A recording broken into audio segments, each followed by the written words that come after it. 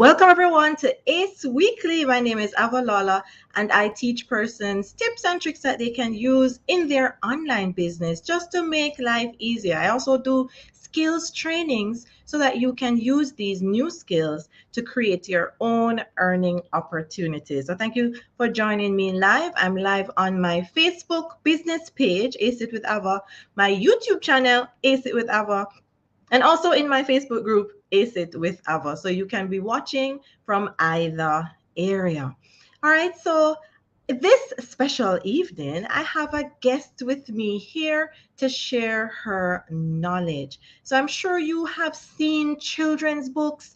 It's actually Mother's Day. Happy Mother's Day to all the mothers out there. I should have started with that, right? Well, happy Mother's Day. And this is really a good start to the Mother's Day by talking about children's books that you can use to help grow your children along the way. Now, some persons may be interested in how do you go about writing a children's book, and that's what my special guest is here to talk about. So I'm just going to add her right here.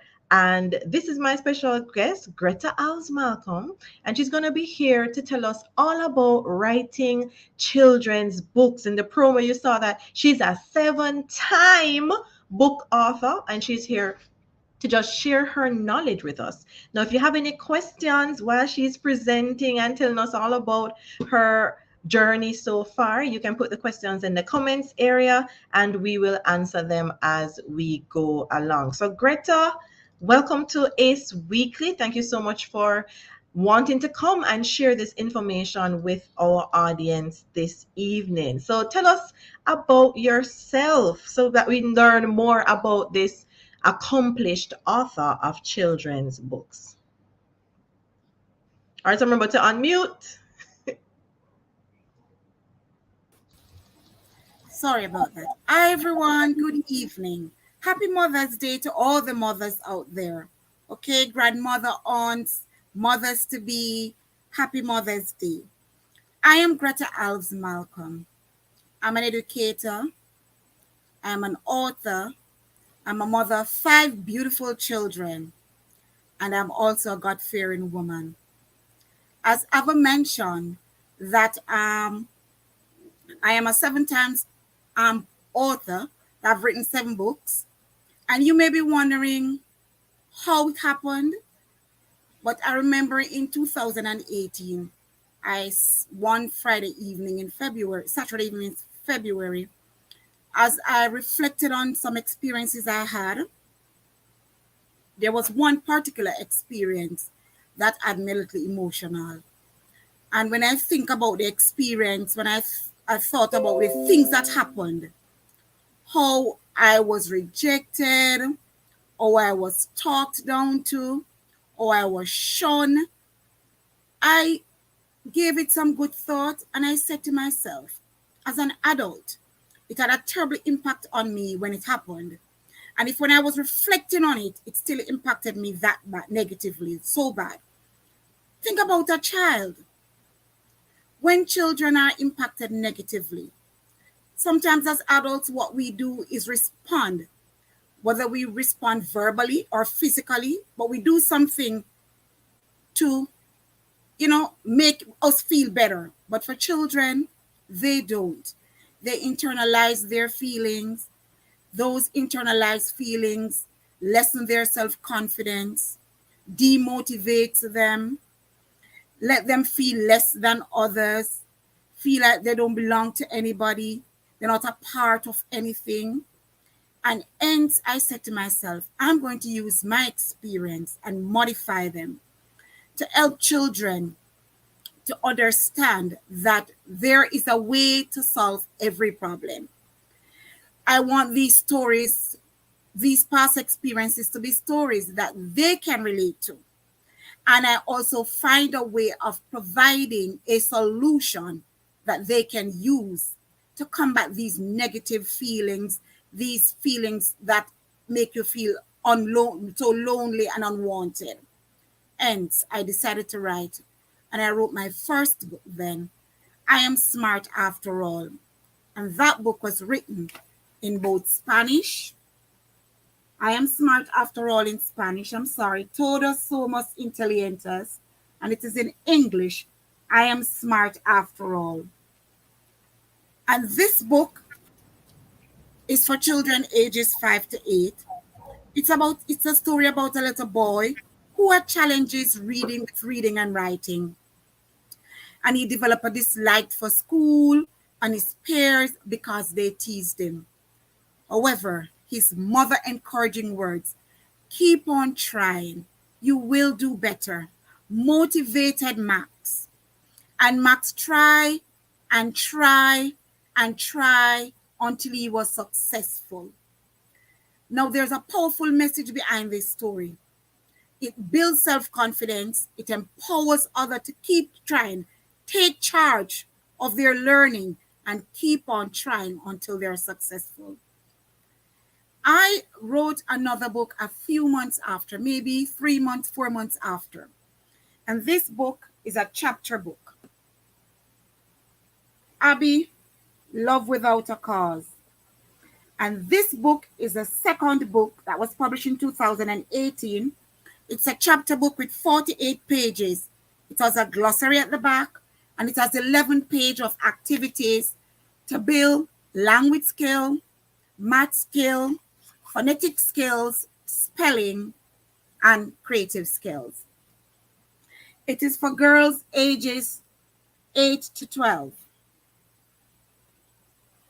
And this book, Abby, Love Without a Cause, is about a village girl who was shunned and rejected. So now you know where this story is coming from. She was shunned and rejected by her peers because she didn't dress and look like them. So she's a village girl and she's going to school in the city. So just visualize.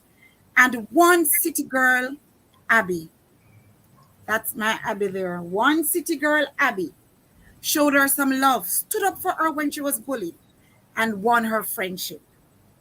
Today, Abby, Love Without a Cause is a book that teaches tolerance, friendship, self-confidence, and it helps you to stand up to bullies and also help children to deal with negativity. So, you know, if you're rejected, if you have a child who feel less than themselves, that they don't have any peers, that everybody's against them, so you can recommend Abby, Love Without a Cause. My third book is... Wow, all these books, guys. She keeps the books coming and coming. If I keep trying, I know I can. Yes. This is my third published book, and this was published in 2020. It's a 41-page chapter book. It also has some activities at the back. It has syllabication, it has math activity, it has creative activities, it has some coloring, and it is for children ages 8 to 12. Now, this book is about a girl named Bella. Bella loved hula hooping, and she really wanted to do that. But you know what? Like some of us, we don't get it the first time. We don't get it right the second time. We don't get it right the third time. And sometimes we wonder if we'll ever get it. But Bella, persistency, and the coach she saw on her wall in her classroom. If at first you don't succeed, try and try again. And even when Bella teacher told her that you didn't make the team, she didn't let that stop her. What Bella did was to practice without the teacher knowing. And finally on that day, Bella was successful. She represented the school because someone who was supposed to do it took ill. So sometimes, guys, you feel like you're left out and you feel like there is no hope, and you have some kids in your class, in your community, in your home that feel like, oh, I'm just kicked out because I'm not good like my peer, my friend, my sister, my brother. If I keep trying, and I know I can, it's a good book to motivate them and help them to persevere to be successful. I didn't stop there. I went on and I wrote my fifth book. This is the fourth book. And this is Sleepy Time, Bedtime Story, and Quick Purrs. It's a bedtime storybook with 8 different stories, short stories, that teaches children good moral, good manners, how to use kind words, and to be good friends. And it also helps parents to guide their children and to teach them values and morals. This book, the fourth book, sorry, the bedtime storybook, is also very good in helping children who are discouraged. Children, you have some little naughty children. Maybe because in their environment, we tend to feel that they're naughty on their own, but their environment is what helps them to develop socially. And whatever they learn in their environment, when they get into the school system, when you meet them on the street, when you see them in the store, that will come out. And sometimes we say, oh, they're so rude, they're so disrespectful. But quick purrs and bedtime stories is a good gift. It will help them to grasp good morals and teach them good manners. And also there's a quick purr at the end of it. It's not a long purr. It is created for children. So it's a quick purr at the end. So you Christian parents out there, parents who want to, godparents who want to give a bedtime story gift, it's from children 3 to 9. But we know the 9-year-olds sometimes don't read bedtime story anymore. 3-year-old might not be able to read, but mommies and daddies, it's a good way, aunts and uncles, grandparents, it's a good way to bond with a child, to send them off in a quiet, peaceful rest, reading them a lovely bedtime story. My 5th book, many of us, we grew up knowing about Goldilocks and the 3 bears. If you didn't hear of Goldilocks story, you wasn't on planet Earth, because it was read over and over. It was told over and over. Naughty Goldilocks went into the bears' home without them knowing, ate their porridge, broke their chair, sleep in their bed. But I did a twist to that. You know why? We have a saying when we were young to say, once a thief, always a thief. Not true. So isn't there any space for reform? Isn't there any space to redeem yourself? So it's not true. Once a thief is not always a thief. And it wasn't Goldilocks is my 5th book. It is for children ages 5 to 8 years old. As I said, it's a twist on the traditional story, Goldilocks and the 3 Bears. It's about a family cat who learned that they should not, a family of cats who learned that they should not judge others. Because we know that Goldilocks ate the bear's porridge. When their dinner goes missing, they say, oh, it must be Goldilocks. But to their surprise, it wasn't Goldilocks. The moral of this book is think positively of others and don't be judgmental. Remember that you should have tangible proof before you blame someone, before you judge someone. And sometimes our children are faced with that. They tell a little lies, and even when they're speaking the truth, they say, oh, you're lying. They said, I didn't take it up, but because you see them near it, you said yes. Or because they took something before. So this book is a good book. It wasn't Goldilocks. It also contains activities, mazes, puzzles, coloring at the back of it. So there you go. You need a book? There you go. My 7th book. It's not a storybook. It's an activity book. It's an integrated activity book with math, phonics, writing, comprehension, reading, language skill. And it is Let's Play with Letters and Numbers. And this is for children 4 to 9 years old. So if you have your little ones who are in preschool or about to go to preschool, and they want to count, and they want to add, and they want to do comprehension, and they want to match, and they want to do all those little pre-learning skills that they should have to enter into a preschool setting, then Let's Play with Letters and Numbers is an awesome book for them. And these are the books that I wrote. Thank you. Wow. Guys, let us know what you think about all of those books in the comments area. Are you impressed? Or can you believe that she has done 7 books? And I have to say so far, because I'm sure that this is not it, right, Greta? No, it's not it. I have a book at the editor presently, and I have others on my computer that I'm working on. So she's just getting all of these books out. So let us know your thoughts about her writing all of these books in the comments. Now, while we're waiting to see your comments about what has been presented so far, remember that all these books are available on Amazon, and you can also contact Greta at authorgmalcolm@yahoo.com, or you can call the number that you're seeing scrolling on the screen. So you've shown us a variety of books, storybooks, bedtime story, as well as activity. And I don't remember the other one, but you showed us a variety. So the 7 books It's a aren't the Spanish book as same well. thing. They? Spanish book as well. Spanish, yes, the Spanish version. So we've heard about the types of books that you have written, Greta, and I know a lot of persons are here to find out about the process of writing a book, a children's book. What is the exact process? Or I should say, what was your process? Because we know that all writers have a different process. First of all, are you a writer by profession? Is writing the main thing you do? No, but I really love writing. It's not the main thing I do, but I love writing. So I So just want persons to know that, yes. in my spare time, or to be honest, it's my pastime work. So sometimes I'm writing on the road and I see a nice view and it gives me an idea and I start to write a story. Or I might hear someone say something, a quote, I might see a quote, I see something, and then it prompts me to write something that, is in line with that. So I'll start my little writing there. I really love to write.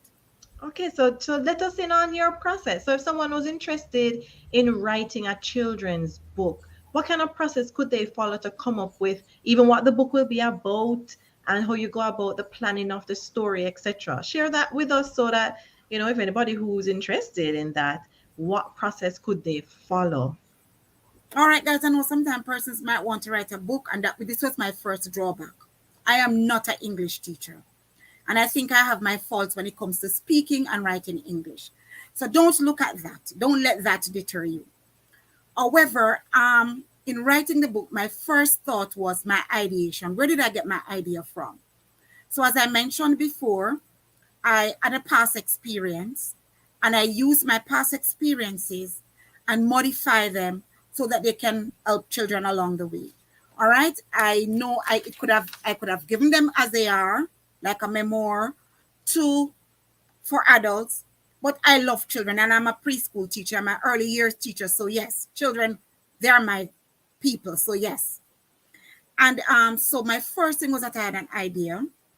And from that idea, I stopped to think, who am I going to write my book for?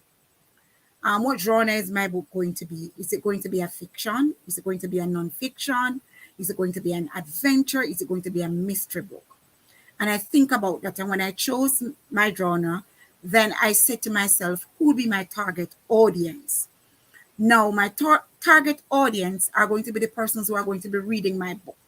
My target reader, rather, are going to be the persons who are going to be reading my book. Who is my book going to be for? So I think about all this before I put pen to paper. Because, if you're writing for children in a certain years, then you have to modify, you have to write in a way that they can read and understand. So you're not going to be using all these big words based on your age group that you're writing for. I think about my age group as well. I think about my characters. And the most important thing was the message that I want to bring across. What was my message? In my message, there's going to be a problem. How is that problem going to be solved? What the solution will be. And when I think of those, I begin to think of my characters. Now, where are my characters? Who are my characters? How am I going to portray my characters? Are my characters going to be little bears? Are they going to be real children? Are they going to be animals, birds, fish? And I think all of that. Sorry, guys, I'm just trying to get myself aligned. All of that. Okay, so in thinking, so when you have your ideas, and your ideas can come from different places. As I said, a quote, it can come from an experience, it can come from a book that you read, it can come from some morals that you learn, it can come from a movie that you watch, it can come from just out of the blue an idea. You watch a group of children one day and you said, oh, if those children had a stick to climb that wall, they could climb the wall. And you begin to think, how could I help them to get the stick to go on the wall? So with your ideas, and don't forget, guys, major, major, major, you need a budget. If you don't budget these things, they will cost you millions of dollars. But here am I. When you're writing your book, link me up and I'll put you on to my peeps. They're quite reasonable, very good. Because you can go on Amazon and look at my books. Okay? So you can get good deals, and you can also be a self-publisher like I do, which make it much, much cheaper. And there are other little things that if you link me up, I'll tell you, I can help to guide you along the path. So you need your idea. You need to know your age group, your target reader, who is your target audience. So for me, my target audience are mom, dad, uncles, aunt, grandparents, teachers, caregivers, just about anybody who would purchase a book for a child. They are my target audience. And my target readers are the little ones, the children. Okay, and apart from that, you think about your characters and who your character is going to be. What is your message you want to pass along? And how are you going to solve the problem? So your message should have something that children can relate to in this present world, this present time, and you help them along, guide them how to solve these issues. So along the path, after you have done all that, you put pen to paper and you write your book, you write your story. Now, do not write and edit at the same time. You can do all the book in completion and you put it aside for a few days and you visit it again and you read and you edit. And you must edit at least 2 times before you send to a professional editor. Now, I know persons might say to themselves, oh, I'm a very good English teacher, or I know English very well. But knowing English very well and writing a story differs. Okay? So you might want to pass it on to an editor, for the editor to go through and help to guide you along. And sometimes the editor brings things alive, because my editor is very good. And she will say, oh, this doesn't sound realistic. Think about this again. You might want to change this part, or you might want to look at it this way. So you need an editor to edit for you. And then after all you've done that, think of your title. I normally write my story and then I give it a good title. And I have some titles, but most time the titles I have before I write the story never normally be the story. Never normally be the title for that story. So you're basically building as you go along. So as I go along. So for me, I set some little scenes. So I said, okay, the first scene at the market, the second scene down at school, the third scene by the river, the fourth scene in the bedroom. And then I create a story around those scenes. Use words to create a story around those scenes. And in those scenes, I think of who my characters are going to be. Are they going to be the one in the bedroom, the same at the school? Are going to be the same in the marketplace? Based on all of what you're saying, it sounds like you definitely have to have a lot of, you be organized and plan out what you're going to do before you start all of the process. We know that some things, as you say, when you're going through like the first edit, some things may change and you revisit a particular scene, as you were calling it, but you really have to plan. Question, are you writing on pen and paper, or are you actually typing it? Because I know you said put pen to paper, so literally? No, to be very honest, I never ever write on pen and paper. You know how I write on pen and paper? So, and it's sometimes I'm in church and the book flash across my mind that I'm writing, and a little thought came to me and I jot it on a piece of paper. Sometimes I get awake in the night and an idea come and I get up and I write it on a piece of paper quickly and stick it on the bedpost. So tomorrow morning, but that's how I write on paper. I normally write on the computer, and I normally type on the computer. And I don't know for other writers, but for me it is so different. Because if this evening, for example, now I'm talking to you, and if an idea comes to me, when I'm finished on this show, I can sit on my computer and I can write a book. As simple ideas will just come and I will just write. And it's good to get it out as well, because if you sleep on it, If you sleep on it, you may find that some of the ideas may go. So sometimes, if you're I always tell person, well, I've been given this advice, like if you have any ideas while you're sleeping, just get up quickly and have a book or something near you, just jot it down, because when you wake up, you may not remember it as well. So what do Yes, you that's use? true. What do you use to start the first draft, the typing up? What program? Word. I do it in Word, and then I Right. normally set my page. So books carry different sizes. So you have 6x9, 5x8 by 5 by 8 by 5. So I think this is a 6 by no, this is a 8.5 by 11. This is a 8 by 5, 8 by 5, and What do you so use to you have. decide the measurement? What do you use to decide that To measurement? be honest, I just look on a book and I might another book that somebody write, and I might like the size, the Yes, shape, and then I measured it with a ruler. And when I go into words, I just set my use that. page. Yeah. So based on what you were describing, it seems as if that this is a step-by-step process, because you said that you have basically a team that helps you to put together the different parts of the book. So you write the book, you create the story, but I'm sure a lot of us have seen that children's books tend to have imagery. We have some graphics going on. So I'm assuming you have someone who does Okay. illustration and all these So things. I outsource the illustration and I outsource the editing. So after I do my second edit, I outsource the editing and I outsource the illustration. I have illustrator as far as India.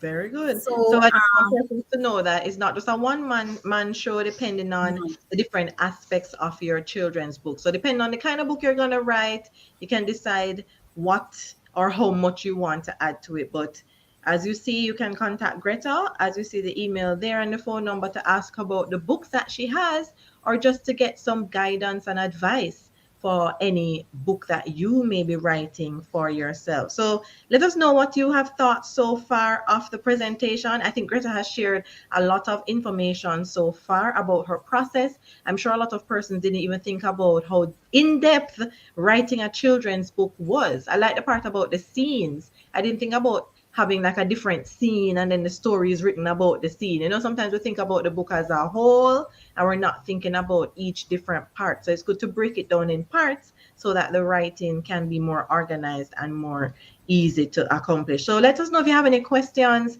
in the comments area. Remember to put your comments, any questions for Greta that she can answer about the whole writing process. Now, she has agreed to share with us some tips for writing in general, not just for children's books, but just tips for writing that she has found beneficial for her as a writer. So she will share that with us. And as I said, you can ask any questions that you have in the comments area. So, Greta, what are some tips?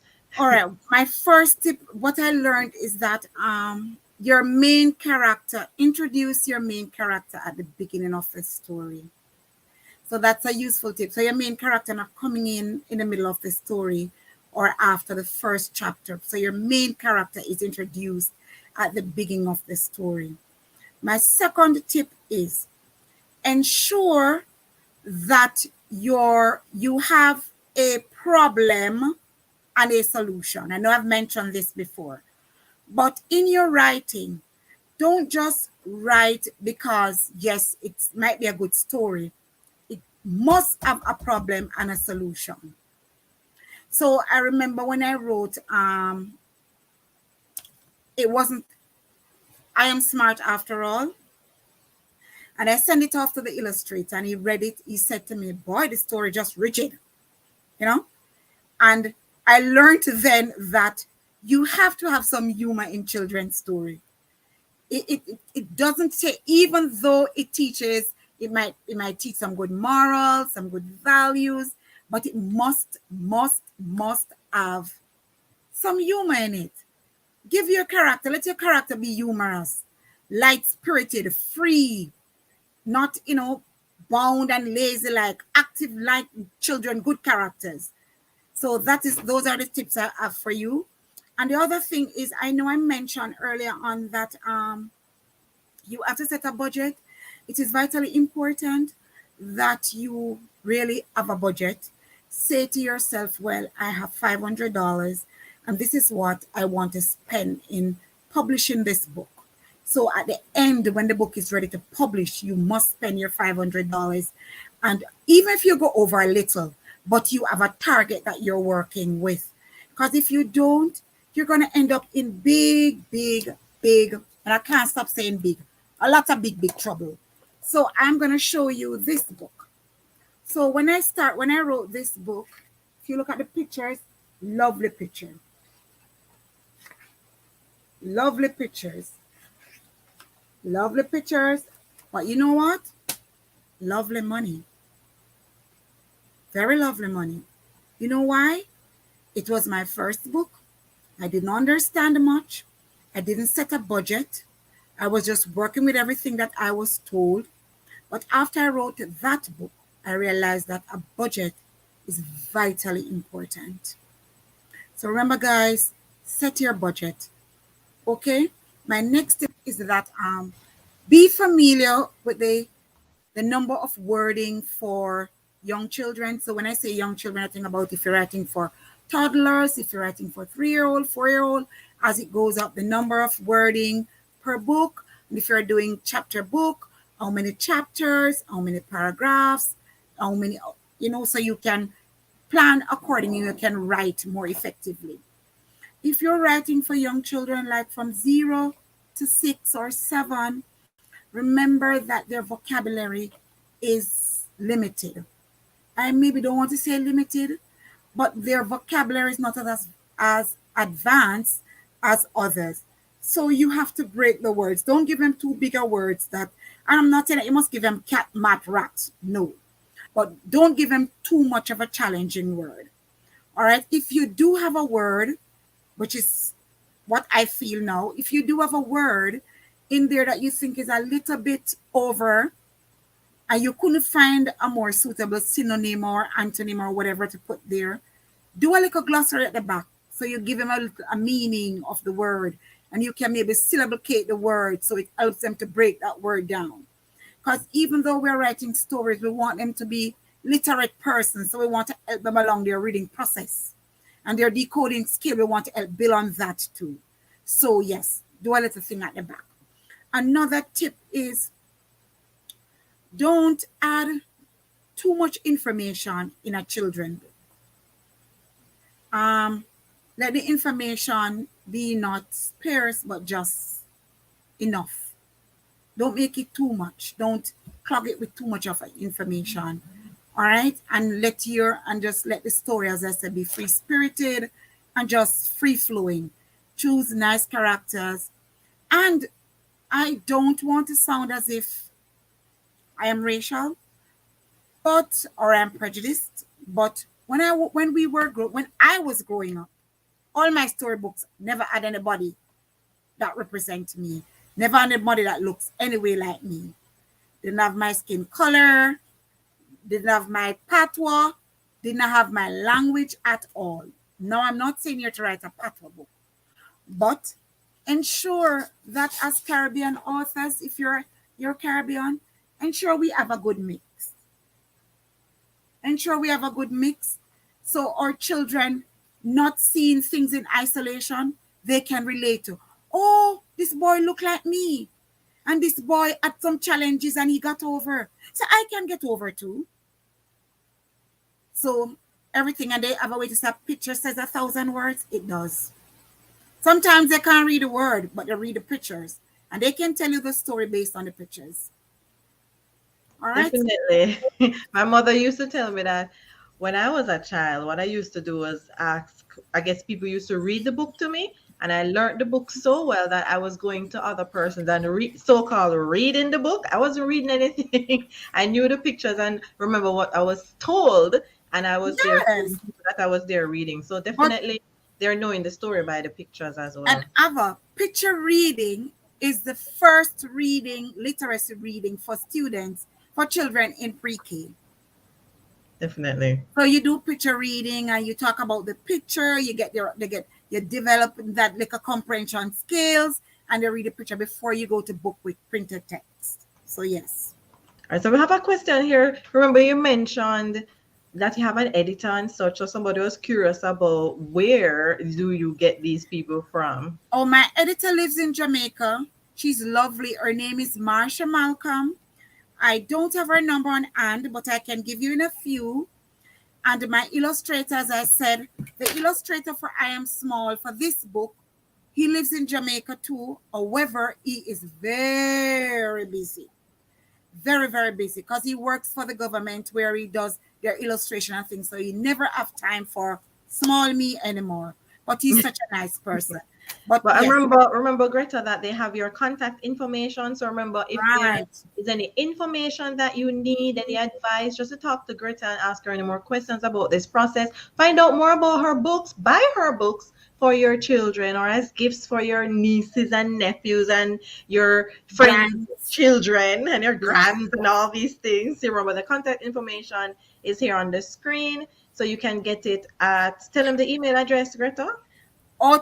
Author G. Malcolm at yahoo.com Yes. or 1-345-321-6919. Thank you. And I thank you so much, Greta, for sharing all of this information because there are things there that I had no idea that that was the entire process. I always tell people we can't know everything. That's why it's good when persons who are knowledgeable about a particular topic share with us. So if there's anyone who is watching this either live right now or on a replay, if you are interested in sharing your knowledge with others, showcasing anything that you're doing, if you have any thing upcoming or such, you can come on and I will interview you. You share your information, share with us what you're doing, provide value for all our users, and it's beneficial for all. So remember, you can always Yeah. email me at acetwithava@gmail.com, anyone who is interested in being interviewed. So any more questions for Greta? If you don't have any more questions now, as I said, remember you can hit her up, email her, phone her, call her, and you can get more information about what she's doing. Remember, all of these books also are available on Amazon. So if you have someone living abroad, you can purchase it and have it shipped to them. There's so many different avenues that are available to you. Or you can contact me myself because I have an outlet in Jamaica that distributes the book as well. So if you're in Jamaica and if you're elsewhere, just give me a call and I'll get the books to you. Thank Or you. send me an email. Now, I just don't know Greta because of her being a writer, a 7-time writer. I was introduced to Greta because she's actually part of my membership program. I have a monthly membership filled with like-minded persons who are interested in being in a supportive group and learning skills that they can use either to earn from or just be progressive in whatever ventures they are involved in. So when I heard that Greta was an accomplished author, and then she told me 7 times, I'm saying, huh, 7 times. I was very impressed because I was saying, okay, I've never really met an author on Amazon, and people always think that these people are unattainable. They can't read. They're just like above us. We're normal person. She's a normal person, but she's doing something that she loves. And she came up with this idea, as you said, she told us her story earlier, how she came up with starting to write these books to help children who may be going through the things that she saw. So know that anyone can do this as well. So I want to know, Greta, since you've been in this membership, has it been beneficial to you? Yes, it has been beneficial in Ava. Actually, I'm in this membership with Let's Ace It with Ava group together group for 4 months. I've been in this group since February. And it's a wonderful group of ladies and gentlemen. And you know what? Ava is this patient person, tolerant, and an excellent facilitator. You can call on Ava anytime. I'm at work and I'm doing something and I send her a text and she's like, oh, I'm at the doctor with mom, but I'll get back to you quickly. She always responds to you. So Ava will just get to you and she will guide you through. If she's not able to do it right at the moment, she's going to give you a time and she's going to meet with you. Even when you forget, she's going to send you a text. I'm available now, blah, blah, blah. And she's going to hold your hand. She's not literally hanging on to your hand, but she's going to hold your hand through the process and ensure that at the end, it is the best. because And I've had that what experience I love over about and over. And let me tell you what else, guys. I could use a computer, but there were a lot of things that I didn't know that I could do in this computer with this computer. So I'm able to create my own videos. And see, I'm so proud of myself. When I I did am the first one, I was like, oh my God, I I'm did proud my of you too, Greta, because guys, let me tell you about Greta. Greta is a go-getter. Any skill that she has learned, best believe Greta is going to start doing it, because one of the master classes that we do, we have a monthly master class, and one of them we did was video editing. And when I tell you that Greta is creating her videos, she's doing her voiceovers, all on a free tool that we went through in the master class. So she's definitely utilizing what she's learning. So remember, it's not all about just learning new skills. We wanted to use these skills as well. There's no point in building up your skill repertoire and you're not using it, right? So she's creating her videos. We did YouTube masterclass teaching you all about YouTube. Greta has a YouTube channel that you can check out. Tell them the YouTube channel, Greta, so that they YouTube can channel subscribe is to it. Growing Brilliant Minds. What do I know? Growing So Brilliant not the Minds. URL. Just tell them Yes. the name of the channel. It's Growing Brilliant Minds by Greta Malcolm. All right. So check out that YouTube channel and subscribe to it. It's free to subscribe to a channel. So go and subscribe to it. So she created her channel. She's adding her videos to the channel. So she's utilizing all that she's learning so far in the membership to do all of these. And I'm very proud of you, Greta. And I know that you will continue to grow and just excel. And right? let me tell him too that I also know how to edit videos. I've learned that from Ava, yours truly. I also know how to add subtitles to video. Guys, don't you see I'm getting there? And you know what else? Those who are aspiring to be authors, this is a very good one. You know, sometimes you have some thoughts. You're writing a paper, you're doing something, and you call a friend and you said, this is it. You want to give me some ideas? And then you have to be there trying to write quickly to get your idea.